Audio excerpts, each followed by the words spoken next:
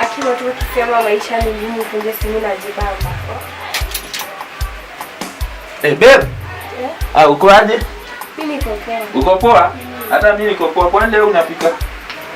Nilikuwa tunakata nyanya. Hizi wewe, babe, kuwa serious. Hizi nyanya zote unakata?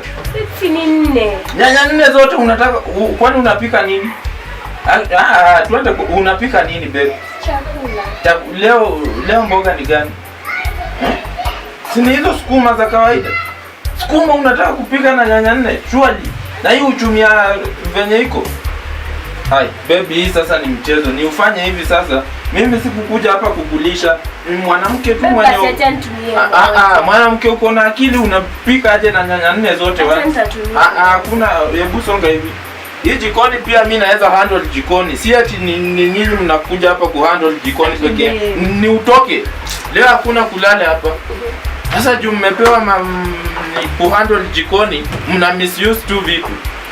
Enda huko bali. Abi. Rada sasa hii usiku bana. Kichali yangu amenifukuza. Na hii mvua mtu anakufukuza aje?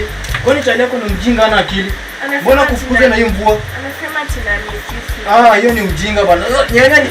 Hebu ingie huko kwanza. Ya. Alinifukuza kidhalia nitasafa. Tunaendelea. Nilipata pazuri. Leo hujapika kwa hii nyumba. So ulipika ugali. Kwani wewe unakula ugali saa ngapi? Actually nishaelewa kwa nini ule msee alikufukuza usiku. Nimejua ni kwa nini ulifukuzwa. Hata hapa kwangu haukai. Toka tu uende. Hata unga, unamaliza unga ndo mzima. Wewe enda tu bana. Mimi hata mambo wewe enda tu bana. Mimi mambo yako sitaki kujua. Si utoke. Enda. Wewe nini? Si wewe enda rudi kwa hiyo msee wako bana.